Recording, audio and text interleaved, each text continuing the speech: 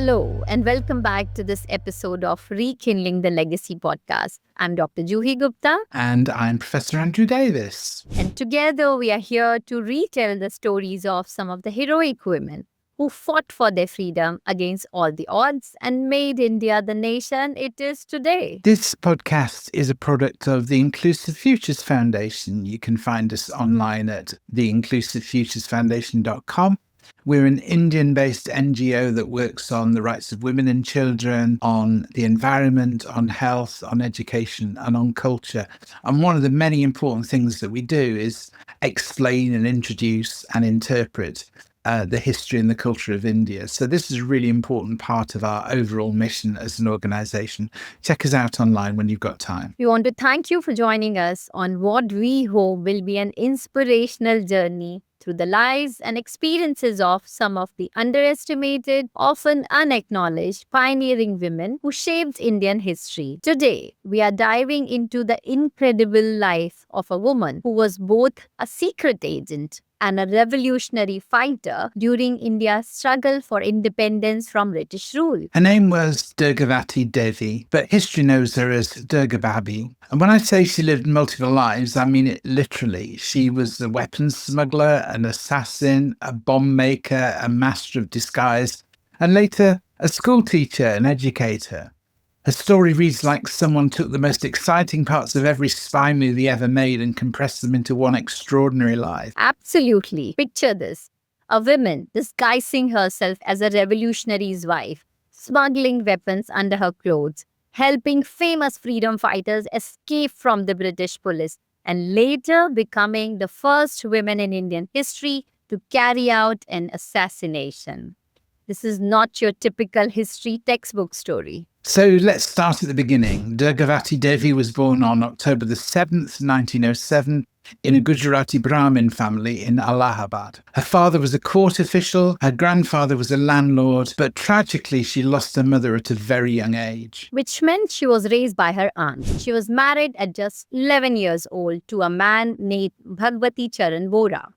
Now, before we judge this by today's standards, this was unfortunately a common practice in 1907 India. And that marriage was actually highly significant for her for many reasons.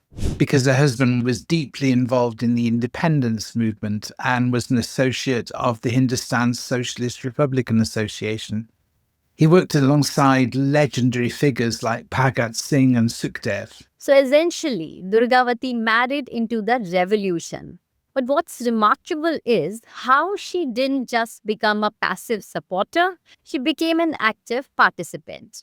In fact, she became one of the most crucial players in some of the most daring operations of the independence movement. Let's talk about that specifically. So in 1926, when she was just 19 years old, she became an important part of the Naujawan Bharat Sabha, the Young India movement. This was a left-wing association founded by Bhagat Singh along with Durga Bhabhi's husband, Bhagwati Charan Vora, to fight British rule. And her role in this organisation was incredibly dangerous. She became the group's primary weapon smuggler. Think about what this meant. She regularly carried pistols hidden under her clothes and delivered them to the revolutionaries.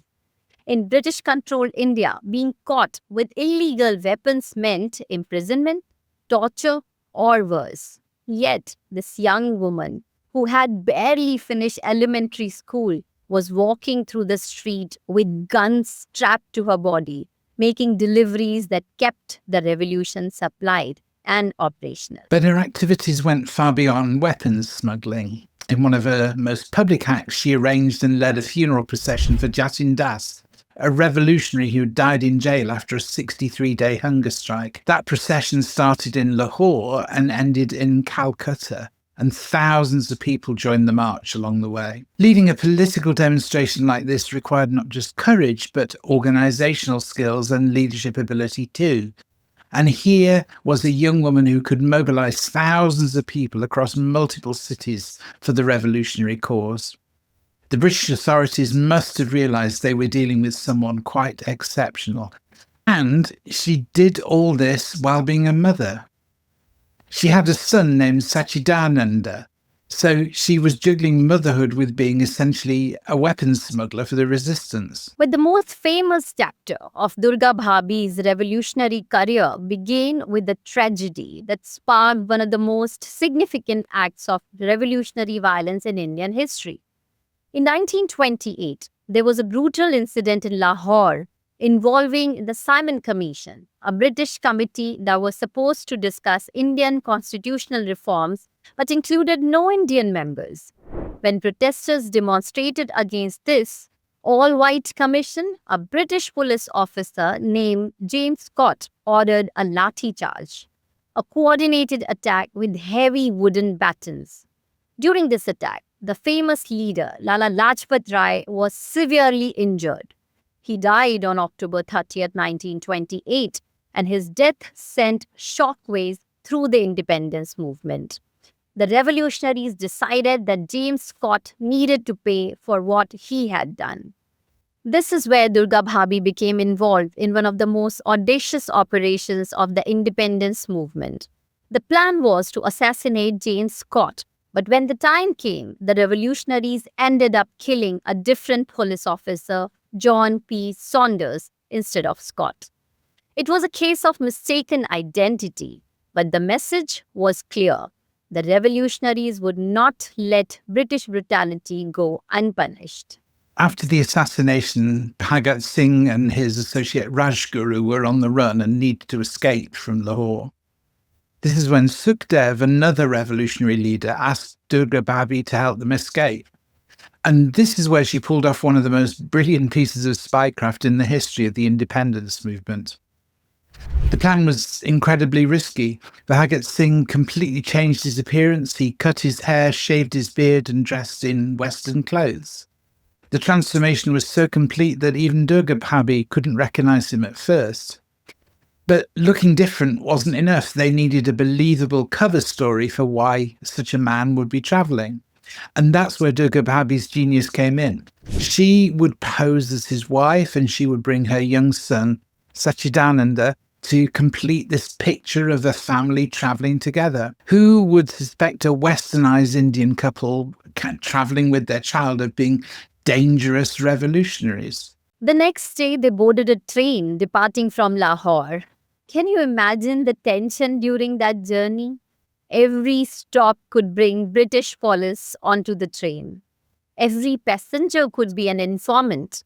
Every moment could be their last as free people. But the disguise worked perfectly. They successfully escaped, and Bhagat Singh lived to fight another day. It was a masterpiece of deception and courage, and it was all organized by a 21-year-old woman who had learned the art of spying through trial and error.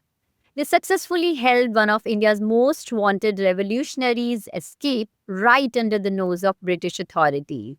The courage this required is just mind-blowing. If they had been caught, the consequences would have been severe, not just for her, but for her child as well. But this successful escape was just the beginning of an even more dangerous phase of Durga Bhabhi's life. In 1928, she and her husband went underground because the British had launched a brutal crackdown on HSRA members. The reason for this intensified persecution was that Durga Bhabhi and her husband had been running what was essentially a bomb-making factory. They rented a house where they manufactured explosives for the revolutionary activities. In 1930, her husband Bhagwati Charan Vohra was testing a bomb near the Ravi River when it exploded prematurely, killing him instantly. He'd been planning to use that bomb to attack the jail where revolutionaries were imprisoned, and he had also been involved in a plot to assassinate the Viceroy, Lord Irwin. Imagine receiving that news that your husband, your partner in revolution, your collaborator in the most dangerous work imaginable is suddenly gone. You're a 23-year-old widow with a young son, and you've lost the person who introduced you to the revolutionary movement. Most people under such circumstances might have retreated from public life and focused on raising their child, trying to build some kind of normal existence. But Durga Bhabhi made a different choice. She decided to carry the revolution forward in her own hands. Her response to her husband's death was to escalate her own revolutionary activities. She attempted to assassinate Lord Halley, who was the ex-governor of Punjab and considered an enemy of the revolutionary movement. While Heli himself survived the attack, several of his associates were killed. This assassination attempt led to her arrest and 3 years of imprisonment. But even from jail, she continued to support the revolution. She sold her jewelry, which would be worth millions of rupees today, to help liberate imprisoned revolutionaries, including efforts to free Bhagat Singh. But perhaps her most audacious act came in October 1930 when she carried out an assassination in South Bombay that made history. She killed a police sergeant and his wife who were travelling in a car on Lamington Road. This was significant because it was the first time a woman had carried out an assassination in the Indian independence movement. Up to that point, violent revolutionary acts had been exclusively carried out by men. Durga Bhabhi shattered that barrier and proved that women could be just as effective and just as dangerous as their male counterparts. She initially escaped from the scene but was eventually arrested based on the testimony of the car's driver. This led to 5 years of imprisonment in Lahore jail from 1930 to 1935. 5 years. Think about that. 5 years of her life from age 23 to 28. What should have been some of her most productive and fulfilling years spent behind bars for fighting for her country's freedom. But here's what I find most remarkable about Durga Bhabhi's story. It doesn't end with violence and imprisonment. When she was released in 1935, she made a complete transformation that shows the full scope of her character. Yes, Juhi, when she was finally released in 1935, she completely shifted her focus to education and social work. She established a school for underprivileged students in Lucknow. In 1936, she opened the Pyari Lai Girls' School in Ghaziabad and worked there herself as a teacher. Now, remember, she'd only completed 5th grade in her early life. She didn't start her secondary education until she was 29, and yet here she was becoming a teacher and educator herself. And that transformation from revolutionary fighter to educator wasn't a retreat from her political commitments. It was more an evolution of them. She realised that building an independent India required not just driving out the British, but also creating institutions that would serve the Indian people.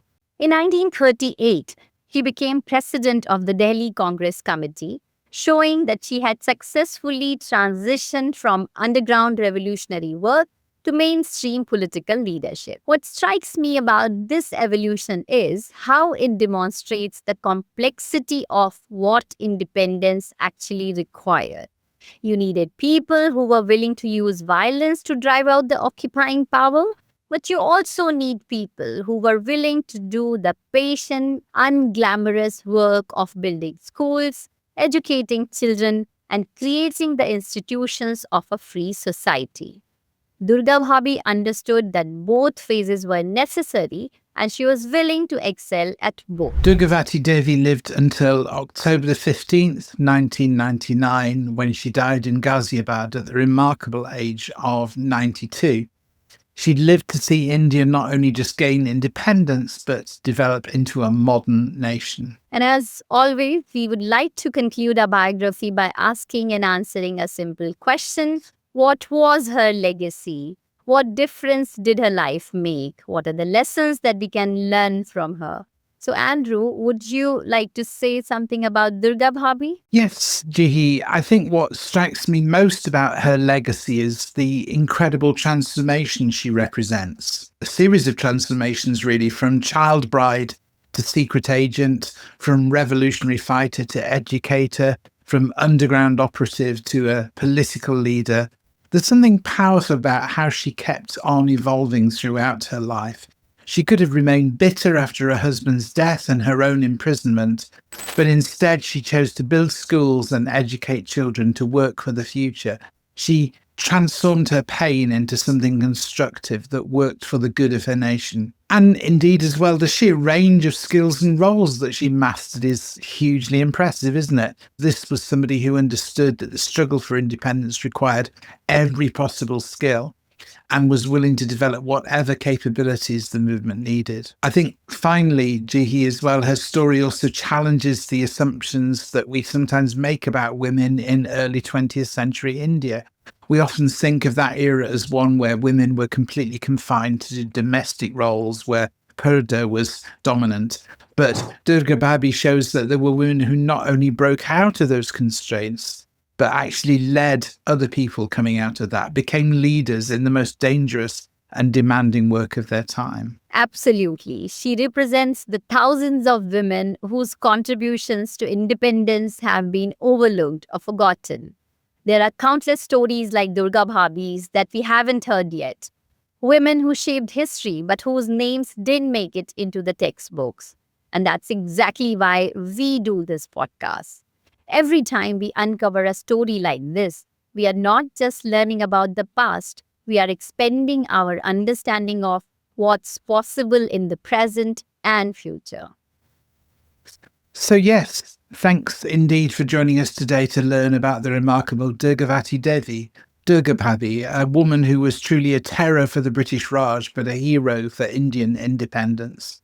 If you enjoyed this episode, please do like it or leave us a comment. And please consider subscribing to this series so you don't miss a single episode of the Rekindling the Legacy podcast. Thanks for joining us.